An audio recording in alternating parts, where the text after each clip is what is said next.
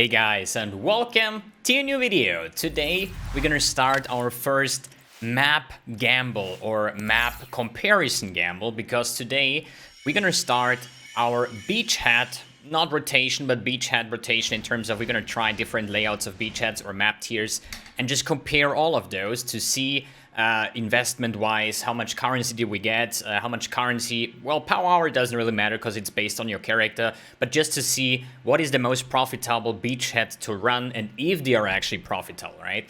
So in the next couple of days I'm going to bring probably four videos. There you go. Yeah. Stupid finger doesn't work always, too much clicking.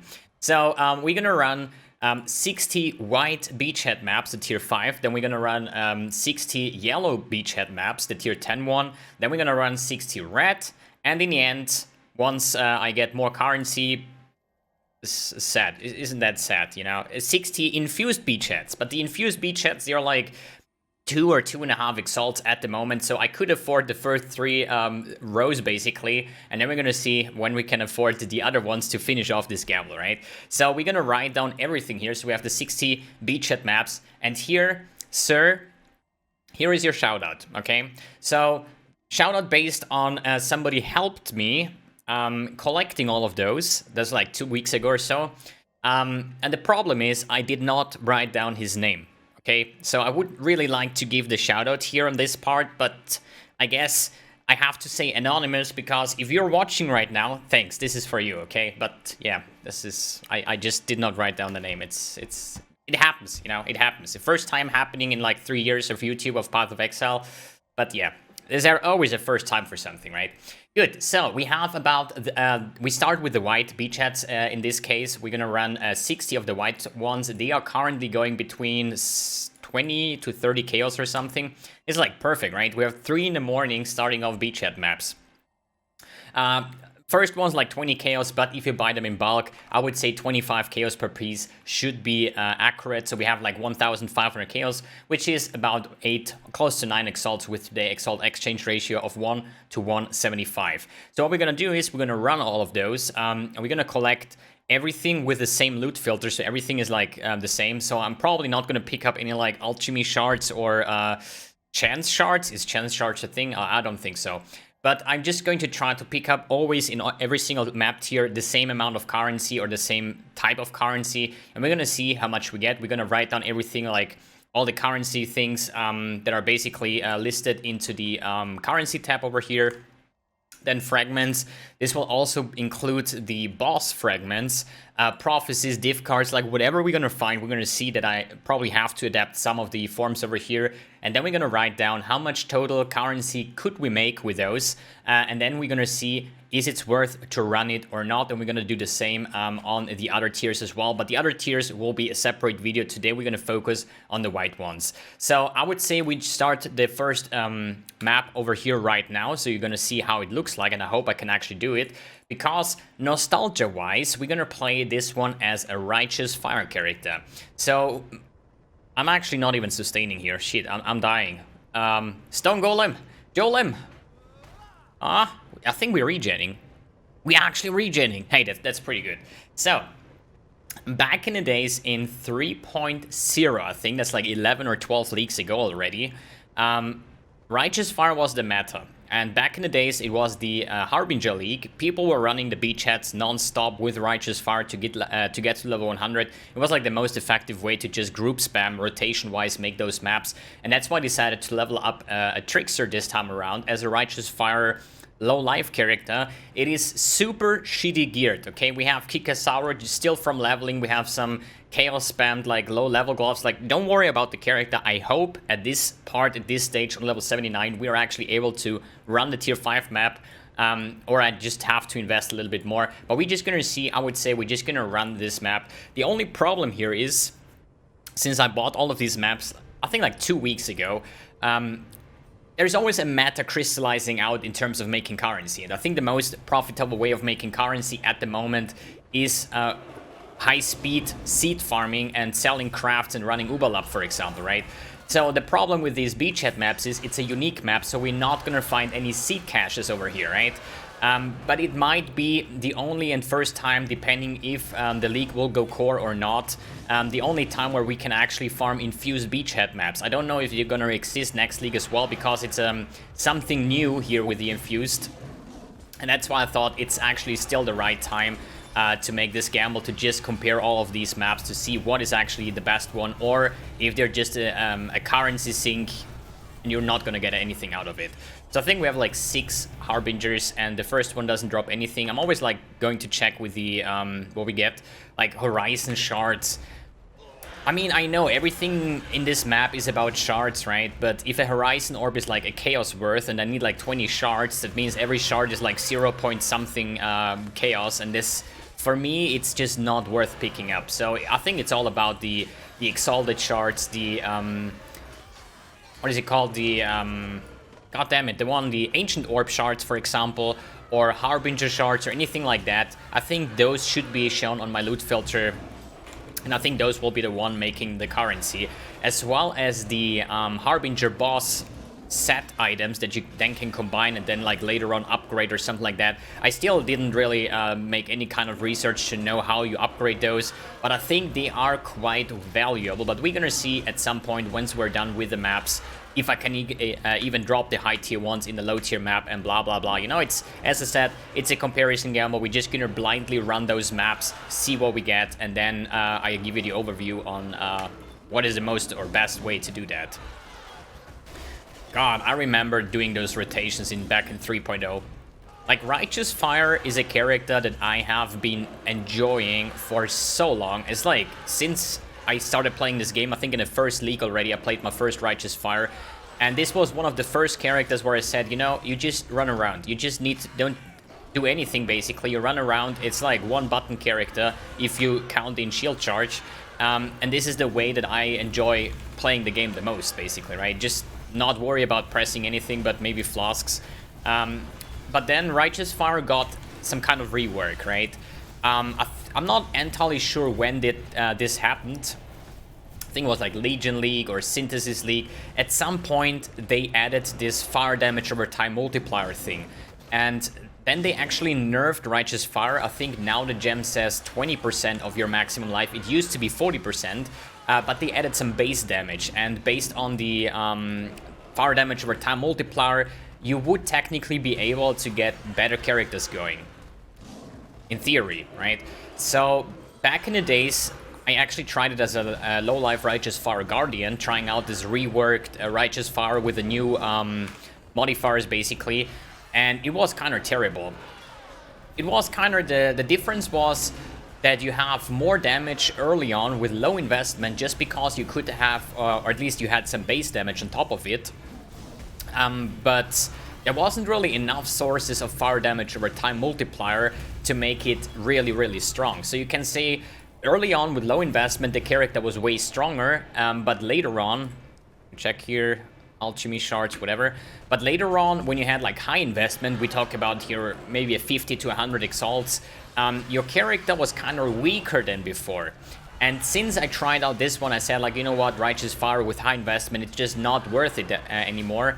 That's why I haven't tested it anymore. But then last league, you know, with adding the cluster jewels, and now in this league especially with getting the most insane items, basically with like 6 times tier 1 with like 20 exalts per item piece, it's like insane. I thought I'll give it another go, trying to min-max a Righteous Fire character, just bringing the most, the highest possible AoE that you can get, that you have like a screen clear and just run around and clear everything off. Good, I remember now that the maps always took like a shit ton of time, but you just have to run the outer circle to get all the Harbingers going, and then you basically backtrack to the top side area where the boss is going to spawn. And I think from this point we picked up an Orb of Regret. So don't forget, 25 chaos for the map. At the moment we have 1 regret. That's like half a chaos, I think. So doesn't look too good so far. But hey, we almost made half a level. Like, these maps usually give like shit tons of experience. But maybe the pieces I need to check. I think you cannot even check them with PoE trait. You need to like manually add them to the PoE trait that you see the value of certain pieces. But I think that's a pretty nice clear. So let's take a look at the end boss here. Like every time I see that, it reminds me of Stargate. I don't know if anybody of you guys know that series. Probably, at least the older ones. I don't think it's like meta in the terms of series right now. But it's like, it's definitely Stargate. You can say what you want. And it's always like a little bit, how you say, weird, because you need to wait so long. So these monsters, if you're not aware of those, what they're actually doing, they're just spawning monsters, and when you kill those monsters, they are losing life. So basically, the Harbingers itself, they are like invulnerable. You just have to kill off the minions all the time that they lose life. And I would wish there would be some mechanic that we have in Blight or something, or in Delirium, where you can like fast forward so he spawns like all the monsters at once. That would be actually pretty great. But I think we could take a look at our skill tree, what we can do next. Probably just go down here, take more AoE nodes, because as I said, the more AoE, the better. That is actually a word. No, it's not. Oh, we're just gonna pretend it is, okay? Like at some gearing part, I think I can legit just stand here. Holy shit, I'm getting damage. And just go AFK, go for a drink, go for a walk, and then like 5 minutes later I can return and just pick up the loot. Because it always... I don't even know how many Harbingers spawn here, but you see in the end the big guy, you know, the end boss basically, and then the map is basically over. But as I said, for the current state, we found one regret orb. This is like not that great. Maybe, I mean, how many chaos shards does it take to get a chaos? Is it, I think it is 20, like in every other shard as well. But picking up 20 chaos shards to get one single chaos, I just don't think this is worth the time. Because every time you pick something up, it's time investment. So hey, we found the end boss here, right? I just hope that we don't die here. That would be sad. Big burning circle. Let's get down some stone brands for curse on hit setups and stuff like that. Element like Valerium, what I haven't even skilled yet. But technically at some point we're gonna have access to that, and hopefully the character will be as great as I think it will. So, complete Harbinger encounters, the Beachhead. This was actually the first Beachhead that I've run yet. So we got a Legion sword piece, we got some annulment shards, the Star Conjures. Ancient shard should be something that I definitely gonna pick up. So as I said, the Chaos shards, the Engineer shards, Alchemy shards, like holy shit, please no. But we're just gonna walk around here, just pick up the things that my loot filter shows, and I think I'm going to adjust my loot filter based on that, because Ancient shards are definitely worth picking up. Just because of the amount that you get. Like here, Ancient shards is like almost an... What the fuck is this? So almost an ancient orb, and those things should sell for quite some chaos, especially when you sell them in bulk. We have Nemesis on the map device, so it's pretty sure that people are going to gamble those for Headhunter. Maybe at some point of the league it's going to be me. So as I said, we have 15 annulment shards, 14 ancient shards, and an orb of regret, and as I said, one of these beautiful Legion sword pieces, unidentified. I don't know if you can price check those. There's like 15 chaos. Wait. 15 chaos? I think we're pretty much even, I would say. The annulment shards would be about 15 chaos. It's not. I mean, an annulment shard, an annulment orb is definitely not worth 15 chaos or so, right? But I would say with the Legion sword piece, we might be even, maybe a little bit lost, but this was just map 1 out of 60, so we're gonna run now all the other 60 maps. And then we're gonna see us again, so I'm gonna cut the video now. I'm just going to run these maps now. It's probably taking a couple of hours. And then I'm going to give you the end result, and then we can summarize the first take on the white beachhead maps, and then we're gonna follow along with the yellow, red, and probably at the end with the infused beachheads to see just how much currency can we make, or how much currency can we lose in the matter of mapping. Alright guys, thanks for tuning in now, thanks for watching. Now wait, it's not even the end of the video. We're gonna cut this here, I'm running the maps, and then we're gonna see us in a bit.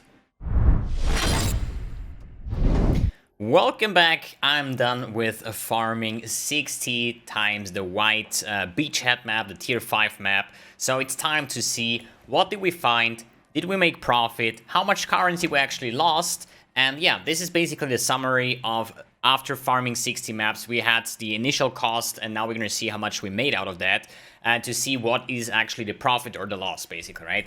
So if we take a look at the currency tab, as I say again, this is based on my loot filter. So there was bunches of like chaos shards and alchemy shards, and I'm just a person, I just want to grind efficiently.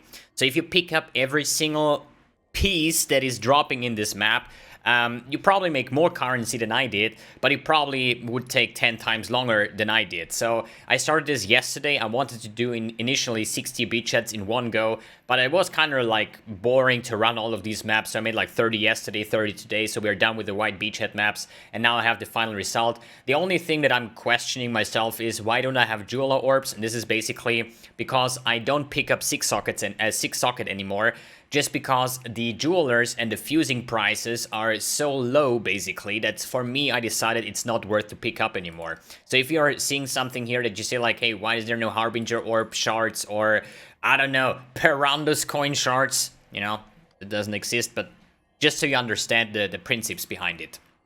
So, this is our currency tab, all found here in the maps. Then we have gathered a bunch of maps, basically, throughout the course. There is something I have to mention here. This is something a viewer told me when I was doing my third map. He said, you will never get any maps because I forgot in the first map to disable some of my watchstones. So if we know, or as we know, you need to have certain map tiers on your atlas active that you actually be able to drop it. So based on that, if you run a white beachhead map, it's a tier 5 map, I cannot drop tier 14 or tier 16 maps in a white map. So what I did was just removing 4 clusters here, completely, and put in 1 watchstones because this is the accurate tier. So without watchstones, it's somewhere between tier 1 till tier 4 something. With 1 watchstone in, we're looking at like tier 4, 5, 6, 7 or something. So that's why I removed those 4 clusters, and that's after that point, after the third map, when I did that, I actually had some map sustain. So all of these maps are only maps that I have here on my atlas in those 4 regions.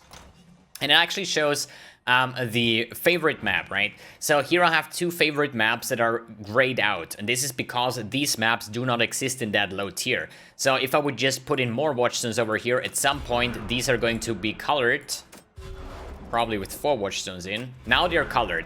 So that means without 4 watchstones in there, the tower map does not drop because it's a natural high tier. That's why Burial Chamber is grayed out, because it exists in like tier 15. So if you want to be a little bit more efficient here and want to target farm certain maps, then you have to favorite one map that you actually want to find, right? And here you have, for example, the lair map that exists in tier, I don't know what it is.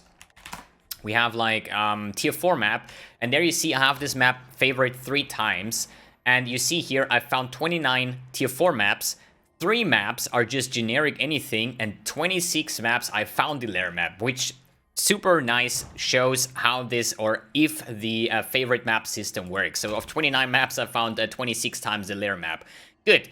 Then we have shit tons of fragments. So as a reminder, and something I did not know before, I thought there is like the helm, there is the shield, there is like the weapon, the belt. I think there is more items that you can get with these Harbinger items.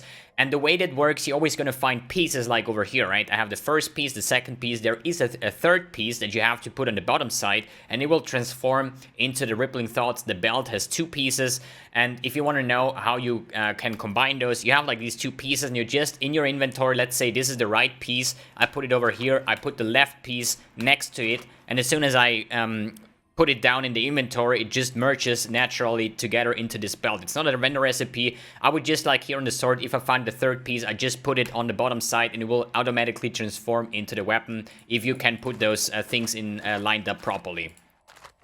Good. But as I said, there are multiple items that you can get, and it seems like in low tier maps you can only find sword and belt. I do not know if there is just item restrictions on higher tiers. For example, okay, if you want to have the belt, you need to farm low tier. If you want to have the helmet, you need to farm red tiers, for example. Or, well, those other items will get just added to the map pool. This is something we're going to find out through the course, because we still have 180 more beachhead maps to go with yellow, red, and the infused beachheads. Or if it's just like target farming, okay, helm can drop in the yellow tier, the shield can drop in the red tier, or it's just going to be a bigger pool. We're going to find out about that. And then we have some random items like gems, whatever, based on what my loot filter showed me. So it's nothing really crazy over there, and that's it. There is nothing else special, no prophecies that are like valuable, fragments, like whatever. It's just currency, maps, and the fragments that we have over here. And if we take a look at the write down, we initially spent 25 chaos for every single map. We have 60 maps, so it's about 8.82 exalts with 1 to 177 exalt exchange ratio. We made 2,452 from the chaos tab. Most profit here was obviously the ancient orbs. This is probably the main reason why you're farming these maps, because you get shit tons of ancient orbs. And in leagues where you have Nemesis on the map device, like we do right now, so we have that over here. If you have Nemesis on a map device, you can Ancient Orb a Headhunter, okay? And chance a Headhunter. And usually, like last league, we did not have Nemesis on a map device. And that explains why the Ancient Orb last league was like 3 chaos per piece. And this league, it's about 37 per piece. And please do keep in mind, this is the single buyout price. Obviously, when I have 42 Ancient Orbs, I can make like...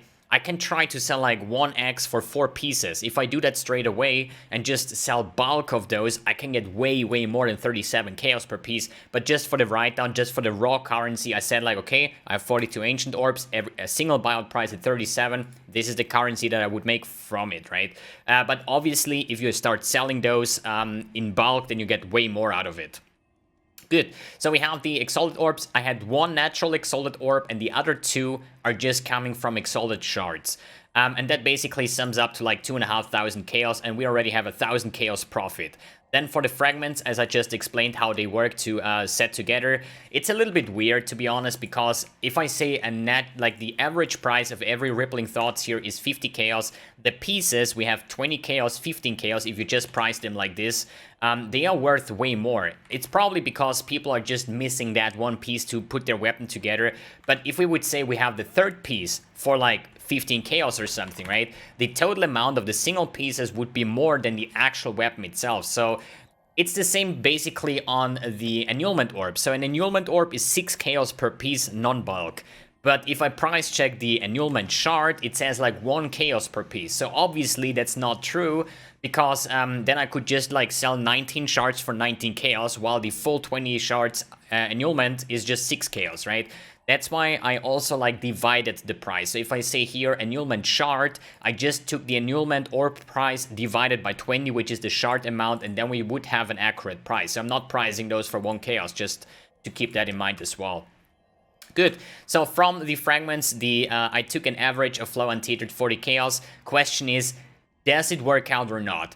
I would say this is the average price of piece. Obviously, the better roll, the more currency they will give, and I did not check any of those rolls. On the other hand, if I'm going to flood the market with like, when I'm done with the Beachheads, and I'm just flooding the market with those belts and other items, the price will actually drop. So I was just like, you know, I have average price 50 chaos, I have 6 swords, that's the price, 300 chaos, that's it, you know. Obviously, when you sell those, you should probably check the rolls and probably get even more out of that.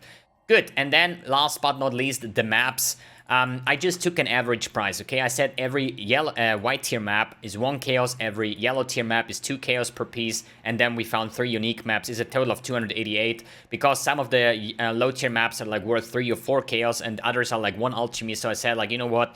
Every white tier is 1 chaos, and that's it, you know? It just makes it easier. So calculate like plus minus 10 chaos on this part as well. And then we have the total amount of 3,844 chaos made, which is about 22 exalt. So we basically have our gains minus the investment that we had. So that basically means we have a total amount of 13 exalt profit while running 60 white beachhead maps, and that would mean that we have about 39 chaos pure profit every time we were running one of those maps. So that means every 4 maps I would basically earn an Exalted Orb. Is this good?